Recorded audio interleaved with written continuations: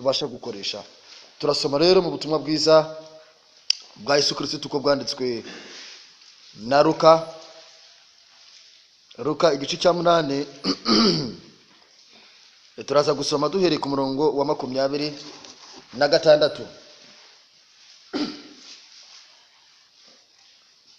Ahanditse ngo nuko bafata hakurya mu gihugu cy'Abagadareni giteganye n'i Galilaya, yomotse imusozi umuntu utewe n'abadayimoni wavuye mu mudugudu ahora nawe. Uwo yaramaze iminsi myinshi yambaye ubusa, nta nzu yabagamo, ahubwo yabaga mu mva. Abonye Yesu arataka, amwikubita imbere, avuga ijwi rirenga ati, duhuriye he? Yesu mwami w'Imana, mwana w'Imana isumba byose, ndakwinginze ntunyice urupfu rw'agashinyaguro. Icyatumye abivuga atyo nuko Yesu yarategetse dayimoni kumuvamo. Dayimoni yajyaga amutera kenshi, nicyo gituma bamurindaga bamuhesheje iminyururu y'amaboko n'ingoyi y'amaguru akabicagagura. Dayimoni akamwirukana mu butayu. Yesu aramubaza ati, witwa nde? Aramusubiza ati, Ingabo niryo zina ryanjye, kuko abadayimoni bamurimo bari benshi. Baramwinginga ngo atabategeka kujya ikuzimu.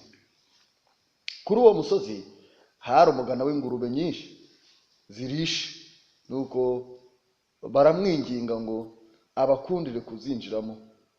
Arabemerera. Abadayimoni bava muri uwo muntu binjira muri izo ngurube. Umugana wirukira ku gacuri, zisuka ku nyanja, zihotorwa n'amazi. Abungeri bazo babibonye barahunga, babwira abo mu midugudu no mu mihana ibyabaye. Barahaguruka bajya kubireba. Baza aho Yesu ari, basanga uwo muntu wavanywemo abadayimoni yicaye ku birenge bya Yesu, yambaye, azi ubwenge, kandi baratinya.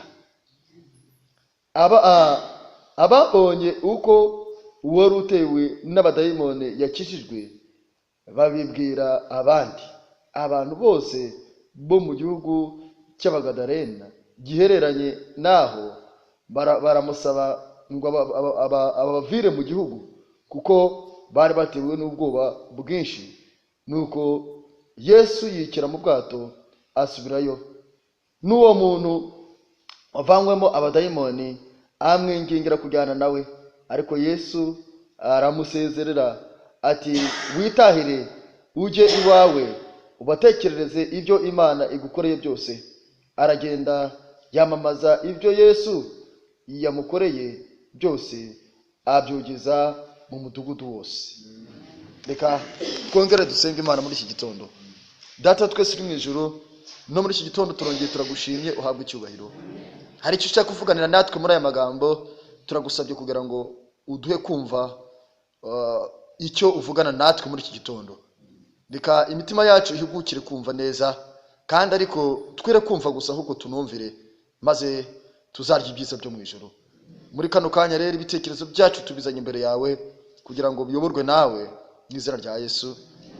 Reka aya magambo tugiye kwiga muri iki gitondo tuyahe insanganyamatsiko ivuga ngo umusazi usakuriza ku musozi. Umusazi usakuriza hehe? Umusazi usakuriza ku musozi. Iyo tugiye muri Bibiliya tukajya muri Zaburi ya 15, tuhareba umusozi w'Uwiteka, ndetse tukitegereza tukareba Bibiliya hari icyo tubwira muri Zaburi ya 15 uhere ku murongo wa mbere. Tujyane muri Zaburi bavandimwe, tujyane muri Zaburi turebe icyo Bibiliya itubwira muri iyi Zaburi. Uwiteka, ninde uzaguma mu ihema ryawe? Ninde uzatura ku musozi wawe wera? Uwiteka, iki kibazo hano muri iyi Zaburi barimo bakibaza, bavuga bati, ninde uzaguma hehe? Ninde uzaguma mu ihema ryawe? Ninde uzatura ku musozi wawe ugize gute? Ku musozi wawe wera. Haleluya. Vuga ngo rero ahangahe icyo turi kuvuga, uyu musazi usakuriza ku musozi ni umusazi usakuriza hehe? Mu ihema ry'Uwiteka. Ni umusazi usakuriza hehe? gusakuriza ku musozi ugize gute? Wera. Hepfo baramwerekana n'ugendera mu bigize gute? Mu bitunganye, agakora icyo gukiranuka, akavuga iby'ukuri nk'uko biri mu mutima.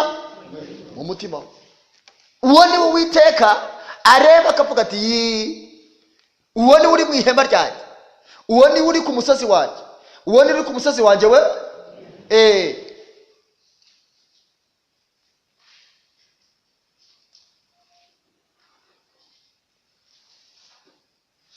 Yesu rero igihe yari arimo akora umurimo hano kuri iyi si, ndetse by'umwihariko muri ya myaka 3 n'igice twaze tusa naho turi kureba nimugoroba, ahangaha urabona yuko yari arimo agenda ndetse abwiriza ubutumwa. Ariko igihe yari agiye ajya hakurya mu gihugu cyitwa icy'Abagadarene, ahangaha batubwiye uburyo ki yasanzeyo uyu muntu udasanzwe, sibyo?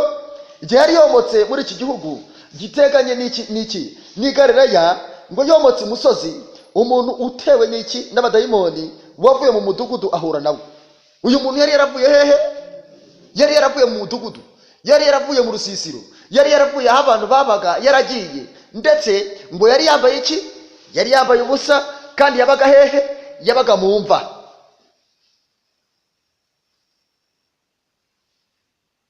Umuntu yari afite ikibazo gikomeye, umuntu wabaga mu bantu yarangiza akavamo, kandi umuntu yari afite imbaraga zidasanzwe. Uyu muntu namwe mwitegereze, uyu muntu ngo yomotse umusozi, umuntu utewe n'iki?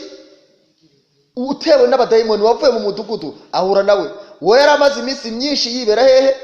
Yambaye ubusa, icyo ni kimwe, kandi nta nzu yageraga gute? Nta nzu yabagamo, ahubwo yabaga mu mva.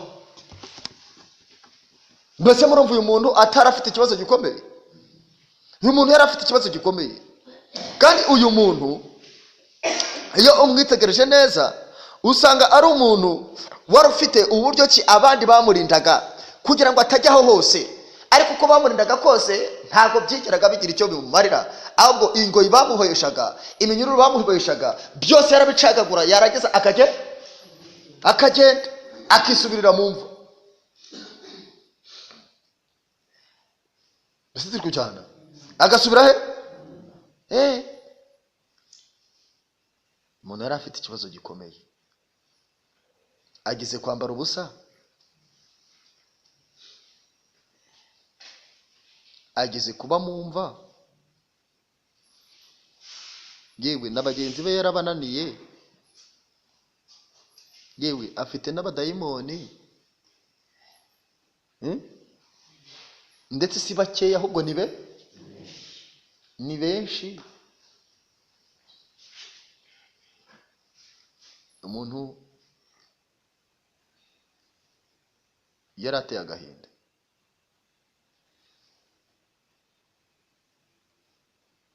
Ariko uyu muntu nubwo yari ameze gutya, igihe yahuye na Yesu yaramukijije ngo asigara afite ubwenge. Ubwenge buzi? Ndetse nitujya muri Luka, reka tujye muri Mariko igice cya 5, wumve ukuntu ahari Mariko yamuvuzeho mu gice cya 5. Ntabwo ndibuze kureba imirongo yose, ahubwo ndaza kureba umurongo umwe.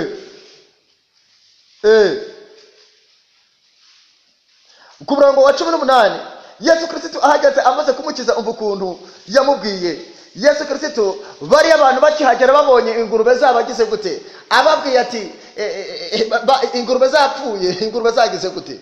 Baramubwiye bati tupfira hagaha, ntabwo tugushaka, genda. Baramwirukana. Uko bamwirukanaga rero arangije aricecekera yisubirira mu mva. Icyo agombaga gukora yari yagize gute? Yari yakirangije. Maze ahangaha ku murongo wa 18 ngo ndi muri Mariko igice cya 5 umurongo wa 18, ngo akikira hehe? Akikira mu bwato, wa muntu wari utewe n'abadayimoni aramwinginga ngo bajyane, aramwinginga ngo bagire gute? Ariko ntiyamukundira, ahubwo aramubwira ati witahire ujye mu banyu, ubabwire iby'Imana igukoreye byose nuko ikubabariye. Ubabwire iby'Imana igukoreye byose nuko ugize gute? Nuko kubabariye. Uyu muntu rero yakijijwe n'imbabazi z'iki? Nubwo yari atewe n'abadayimoni, nubwo yari yambaye ubusa, nubwo yabaga mu mva, nubwo yabaga ahantu runaka, ariko yakijijwe n'imbabazi z'iki? Yakijijwe n'imbabazi z'Imana. Bavandimwe, hari ikibazo gihari kandi kigomba gukemurwa n'imbabazi z'iki? Z'Imana. Nubwo hari ukwambara ubusa, nubwo hari kuba abadayimoni ari benshi, nubwo hari ibibazo byinshi bitandukanye, ikibazo gihari icyo ari cyo cyose nta kindi cyagikemura usibye imbabazi z'iki? Nibwo umuntu yagira ubwenge buzima, nibwo umuntu yagaruka kuba muzima, nibwo umuntu yakongera akagira ibitekerezo bizima. Nawe uritegereza yuko ntako abantu batari baragize gute? Ntako batari baragize, bafataga iminyururu bakagira gute? Bakamuboha akiri mu mudugudu, ariko yagera ku musozi agakomeza agasakuza ngo imibereho y'umunyabyaha uri ku musozi w'Uwiteka. Arahaza akahasakuriza, arahaza akagira gute? Akahasakuriza, bakamuzirika, bakumva akikebesha amabuye. Akikebesha iki? Akikebesha iki? Akikebesha amabuye.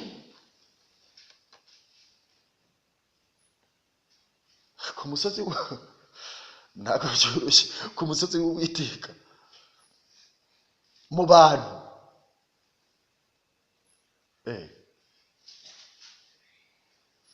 Imana ireba umunyabyaha imubona ari umuntu wambaye ubusa.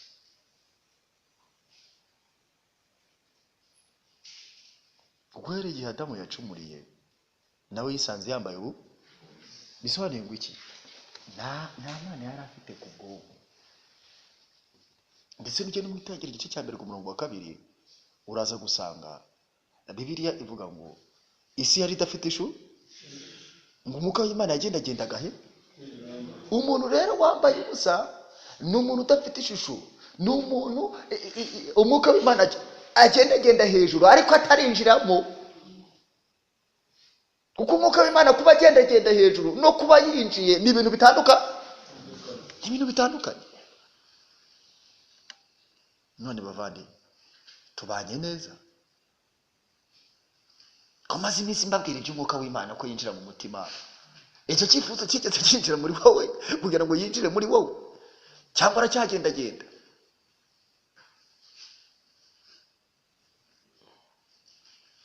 Erega ibibazo ufite ntabwo ari wowe uzabyikemurira, nta nubwo ari n'abantu bazabigukemurira, ahubwo ni Imana yonyine ifite igisubizo. Bavandimwe, ibibazo dufite nta muntu ushobora kugira icyo abikoraho. N'abantu bashobora kugerageza, ndetse urabona ko nawe bamugerageje, barangiza bakavuga bati reka dufate imyanzuro, ariko iyo myanzuro bafashe yose ntiyamwirukanyemo abadayimoni, ndetse bari benshi cyane.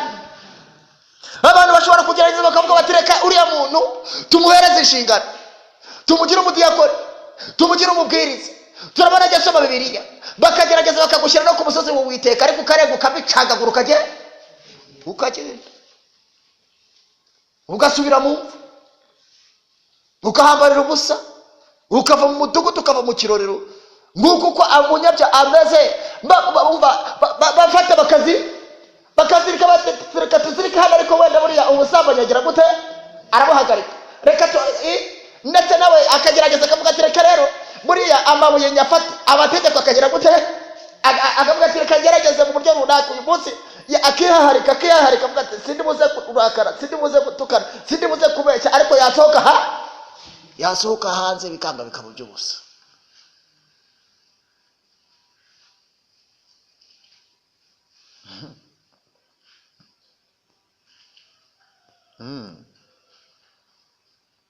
Bakazirika ariko akanga kabi, agakomeza gusakuriza ku musozi.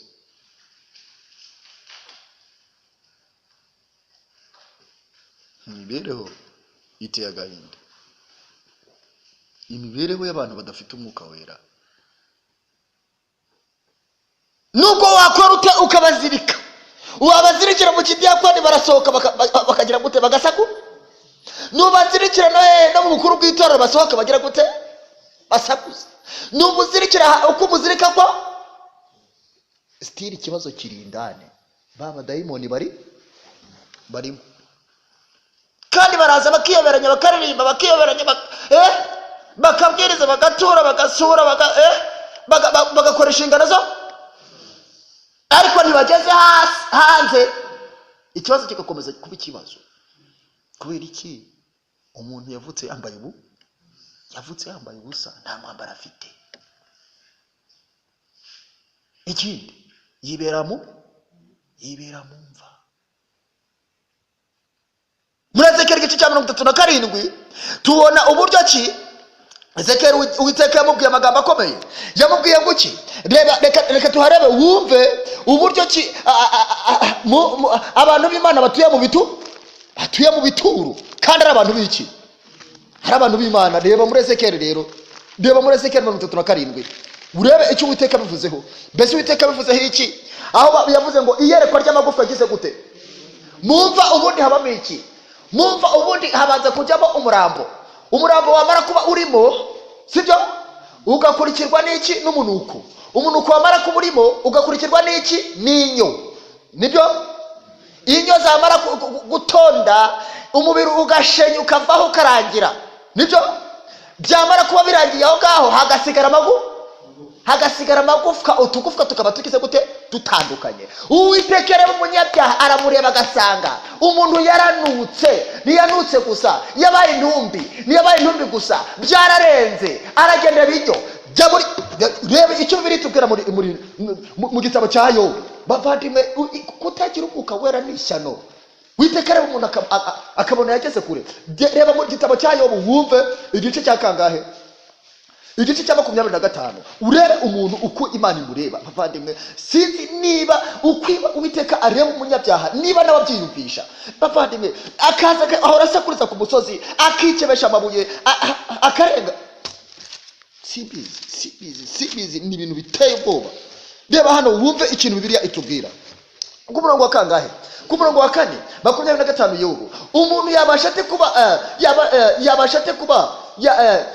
kuba umukiranutsi imbere y'Imana, cyangwa wabyawe n'umugore yabasha ate kuba intungane? Dore ndetse n'ukwezi ntikumurika, n'inyenyeri ntabwo ziboneye mu maso yayo. Nkanswe umuntu w'inyo gusa n'umwana w'umuntu w'umunyorogo. None bano muri Ezekiyeli bo barenze no kuba ari inyo zirimo zigenda, ahubwo baragiye bagera ku rwego rw'amagufwa yumye ateraniye ahantu mu kibaya. Igufwa riri ukwaryo, irindi riri ukwaryo. Imana yo yitegereza umunyabyaha ibona ubusa, si ukwambara ubusa gusa, ahubwo noneho yararenze aragenda ajya mu gitu. Ariko Ezekiyeli 37:12 igihe Uwiteka agenderaga, Ezekiyeli yaramubajije ngo mbese mwana w'umuntu we witegereje ubwoko bwanjye bwa Isiraheli ko bumeze nk'amagufwa ari mu kibaya? Ati none ari amagufwa ashobora kwegerana akongera agaterana agafatana, hakazaho imihore, hakazaho imitsi, hakazaho uruhu, hakazamo n'umwuka. Ezekiyeli arangije arasubiza ati Uwiteka we ni wowe Uwiteka ni wowe ubizi. Arangije aramubwira ati rero genda uhanurire ayo magufwa, uyabwira utumva nimusubire mu mwuka mwongere mubeho. Haleluya. Musubire mu mwuka mwongere mugire gute? Mwongere mubeho. Bavandimwe, ikibazo dufite nta mwuka wera uhari. Kubera iki tutasaba umwuka wera kugira ngo ze akureho iyo mibereho imeze gutyo? Nta gihe dufite. Nta gihe tugize gute? 12 reba uko Uwiteka yavuze. Nuko rero hanura ubabwira uti uku ni ko Umwami Uwiteka avuga ngo dore ngiye kugira gute?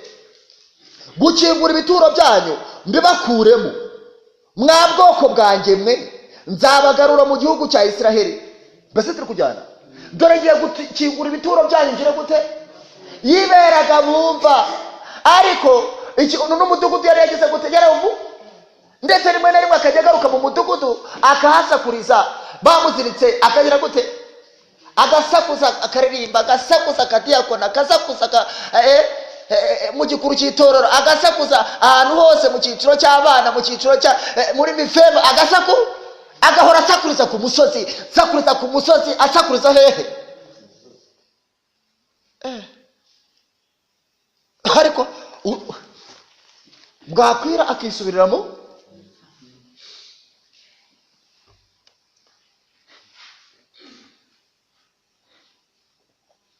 Uwiteka ati ngiye kubakura mbakure mu bituro byanyu. Nuko rero hanura ubwire. Nuko rero hanura ubwire. 13 muzamenya yuko ndi Uwiteka. Muzamenya ko ndi Uwiteka igihe nzaba maze gukingura ibituro byanyu nkabibakuramo mwa bwoko bwanjye mwe, kandi nzabashyiramo umwuka wanjye mubone kubaho. Nzabagira gute?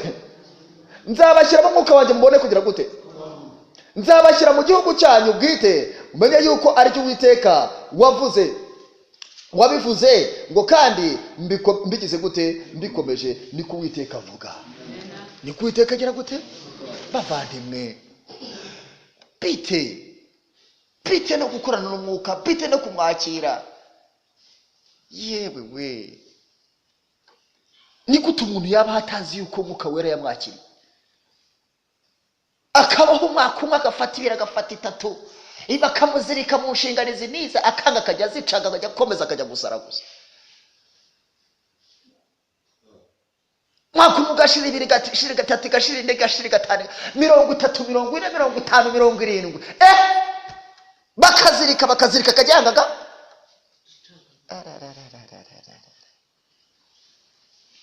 Yewe bavandimwe, Uwiteka niwe werekana ko umuntu ateye. Aba afite agahinda iyo yitegereje iyo mibereho itarigeze yakira Umwuka Wera ngo ukorane nawe. Kibazo bari bafite nicyo kibazo dufite.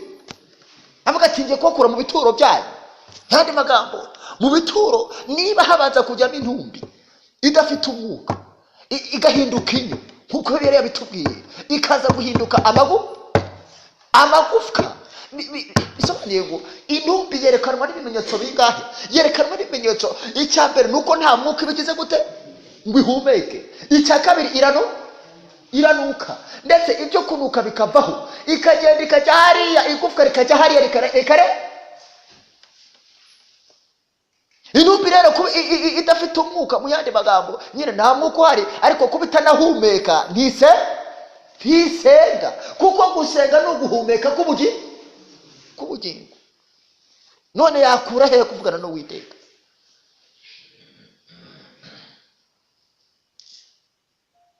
Uwiteka iyo tureba abona turi ahantu habi cyane.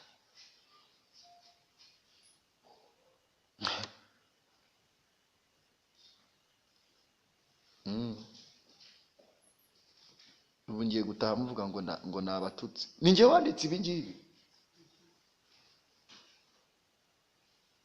None si Imana ko umuntu udafite umwuka ariko imurebe, tubigenze gute?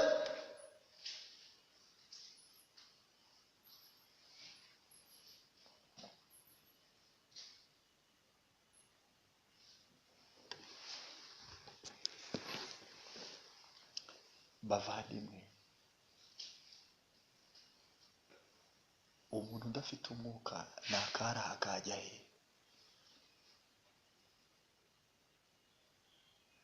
Kandi nta muntu wakiriye Umwuka Wera ubiyoberwa.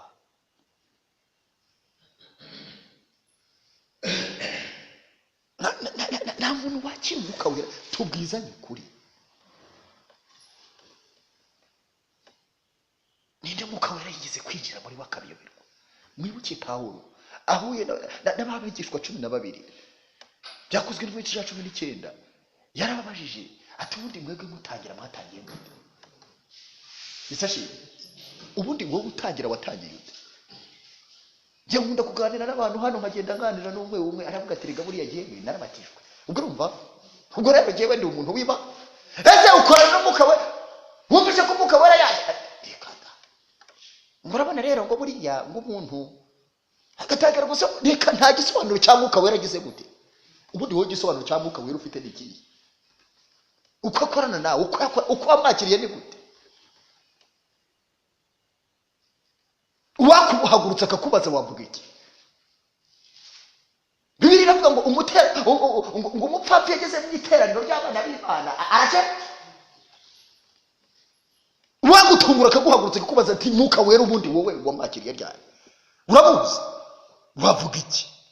Singuhagurukije, ariko iburanye n'umutima wawe.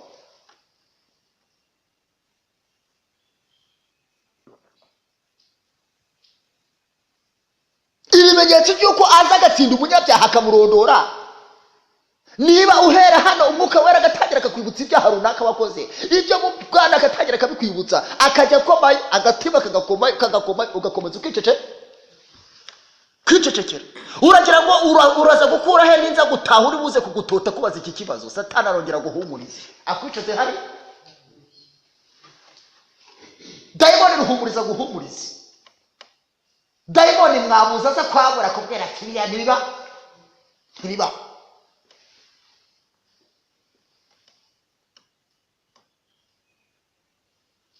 Dayimoni aza kwicaza aho ngaho akubwira ati nta kibazo gihari, twirire twimwe, turi abantu b'Imana, kandi nta kimenyetso cy'uko wigeze wakira umwuka wera, kandi aza ari igisubizo cy'amasengesho, aza ari uko umuntu amusabye.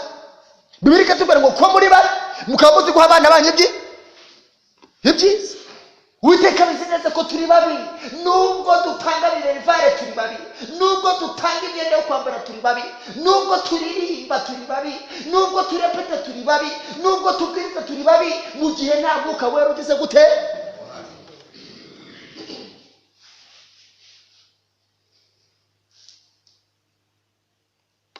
Mujye mu witegura w'imvura y'itumba. Uraza gusanga ngo tugomba gusenga kugeza ubwo imbaraga y'umwuka wera ije muri twe imeze nk'amashanyarazi. Twitegereje aho umuntu yakira umwuka wera. Bibiliya tubwira ngo umwuka wera naza azatsinda bisi. Gutsinda bisi n'iki? Twitegereje uko arondora icyaha n'icyaha, abemeza iby'icyaha, iby'amateka n'amateka ya muri Adamu. Turi kujyana amateka iby'icyaha n'ibyitwa gukiranira. Ubwo umwuka wera iyaje n'icyahera, kuki utemera icyo ngicyo ngo gihere?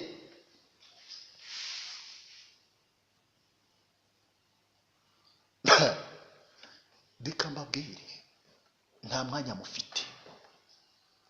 mufite, murahuze, murahugiranye, nimukomeze murundanye. Ariko Yesu yaravuze ngo mushake muzabona, mukomanga ku rugi muzakingurirwa, kuko ushaka abona, nukomanga agira gute? Akingura. Kandi yerekanye uko turi babi, ariko arangije aravuga ngo none ni gute Imana izabora guha umwuka wera intore zayo zitakira ku manywa na ryari?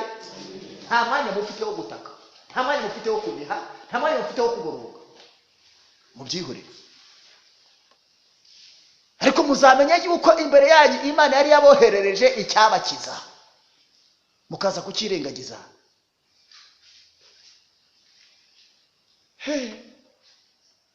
Yesu yabwiye abantu ngo nimwiririre, nimugire gute? Nimwiririre n'urubyaro rwacu.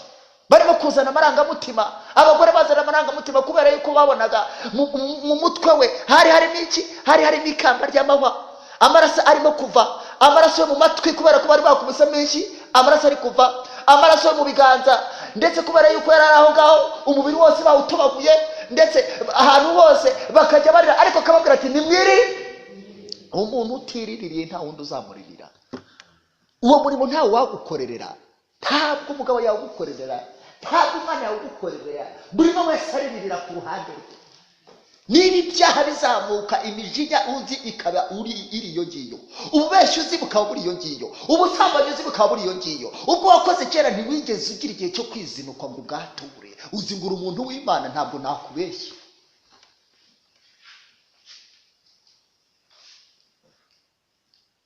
Temperance rekada kwisi saba tereka byose nakubwira.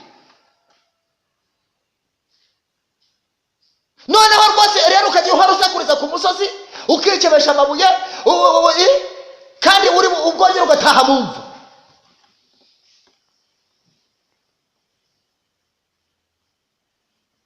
Aho kugira ngo uzazumbwire ngo iyo warankubise ndagukubita izikizi unyage cyangwa unkunde, n'ubundi ntabwo nshaka igikundiro. Cyo shaka nuko umuntu yandika mu gitabo cy'ubugingo. Unyange cyangwa unkunde, umbwire ngo ndaguciraho iteka cyangwa sindi guciraho, mu gihe udafite icyo ntacyo ufite. Isashi bavandimwe, Yesu arahamagara. Yesu watobaguye ibiganza agira gute? Ahamagara. Mbese reka mbabwire ibi ngibi kugira ngo byumve neza. Abakera uko bagendaga ntitwabyize mu buturo bwera. Uwimvaga ikibazo yaragendaga akaza amenye yuko kigize gute? none abo uyu munsi bariyicariye baravuga ngo twirire twinywere, uwiyumvamo ikibazo ntabwo ajya imbere y'Imana, ahubwo yikatira ikoro hakigumira aho, yarangiza agasohoka akagira ngo iyi mihango hano uko turi buze gusenga umwe agacaho ukagira ngo nibyo bihagije. Ndakubwiza ukuri ntibihagije. Aho twabwa amagambo haravuga ngo jyaho wihana bigize gute byimbitse, aho mukagwera kubwira ngo hari icyaha, hari igicumuro, hari ubugome, ndetse nutangira kwatura ibyo byaha nibwo uzasukirwa iki. Bavandimwe, mureke twere gukomeza gusakuriza ku musozi tuvuga ibitari ku muti. Zaburi ntiyabitubwiye. Reka buri umwe wese muri kano kanya dufate iyi minota isigaye yisuzume, yigerenjure, mbese turi kujyana aho Umwuka Wera yakweretse ikibazo, ukomereze muri ubwo buryo, muri izo nama izo ngizo za bucece. Mwibuke ko muri Yesaya 30:15 hari amagambo avuga ngo Uwiteka Uwera wa Isirayeli yaravuze ngo nimugaruka mugatuza. Amen. Nimugaruka mukagira gute? None hakenewe ituze, muzakizwa, muzahabwa imbaraga, mwituze no mu byiringiro niho muzahabwa imbaraga. Ntabwo ari muri jugujugu, ntabwo ari muri jugujugu ya burika. None se reka nkubwire, wigeze ugerageza iki ngiki navuze hano uvayo Uwiteka nta byaha gwishuriye? Ninde wakigerageje ngo haguruka mbwire ko Uwiteka atagize icyo akora? Ninde? Abandi barapfuye babuze inzira, barabwira ngo bajye muri purgatori, abandi barababwira ngo nimugende kuri ntebe ya penitensiya, bakagenda none Uwiteka akakubwira ati ngwino ndahari, nicaye ku ntebe y'ubuntu, nicaye ku ntebe y'ibaba, nimumwegere, niwe buye rizima byubatswe icyatwe nabo, nimumwe. Abantu bakicecekera bakaba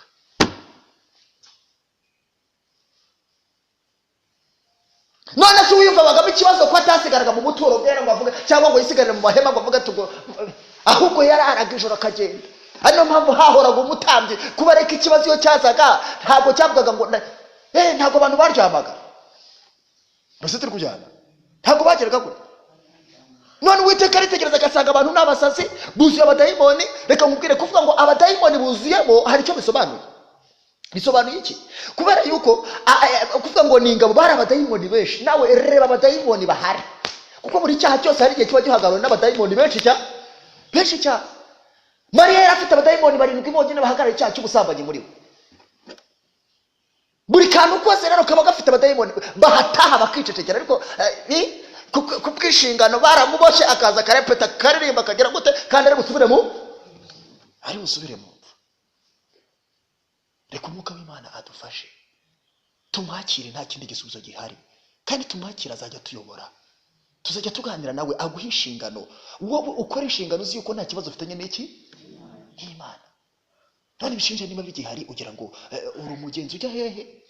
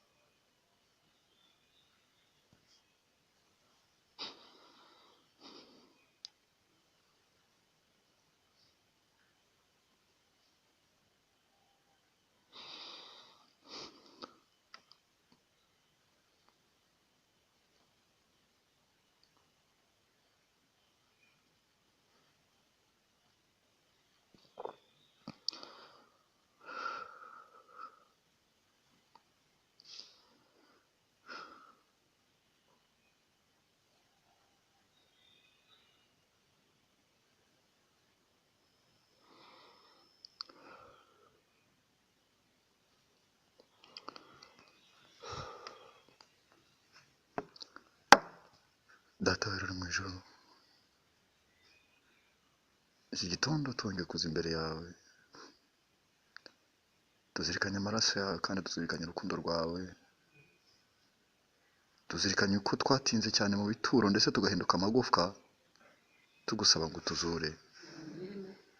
Ijambo ryawe ryarabisezeranije kandi urabikora ukabyerekana. Muri iki gitondo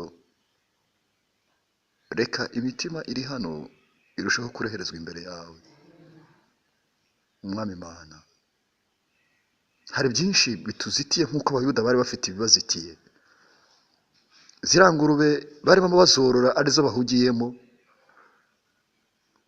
maze ubikuraho kugira ngo ahari bakubone ariko ntibabashije kukubona. Hari byinshi byari bituzitiye muri ubu buzima ugenda ukuraho kugira ngo dukunde tukwitegereze ariko ntibikunda. Ndagusabye kugira ngo ibizitiye abantu bawe ubikureho nk'uko wakuyeho ziriya ngurube. Mwami, ahari babashe gupfukama bakubone. Yesu, uzi byose kandi nta kirugoye imigambi yawe. Icyo ushaka ni ugudushyira mu mwuka, kandi umwuka utanga ubugingo buhoraho. Batubwiye ko turi babi twe twaba tuzi gutanga ibyiza, kandi ibiva iwawe biratunganye.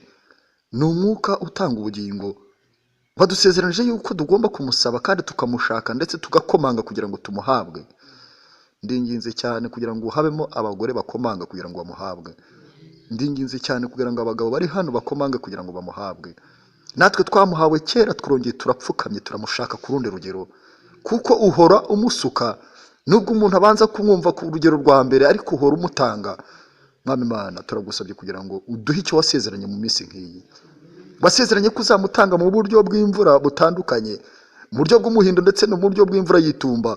Mwami Imana, turagusabye kugira ngo utuvubire mu gihe nk'iki. Ni amahirwe yacu dusenga dusaba icyo ngicyo. Mwami, reka atuzeho atwemeze, atuzeho adutsinde, atuzeho aturondore, kandi adutsindishirize kubw'amaraso yawe. Aduhishurire umwana wawe, kandi atuzeho atuyobore mu kuri kose, atuyobore mu kugukunda, atuyobore mu rukundo rwa bene data. Byose niwe ubikora kandi ari muri twebwe, maze tukabyitirirwa. Urakoze kuko wumvishe gusenga kwacu. Tukiri imbere yawe, ukomeze uduhane umugisha mu izina rya Yesu. Kurabuka umusaraba wawe, Mwami, byabeshaho, sinita ku majwi y'isi, neza agakiza k'umusaraba. Kurabuka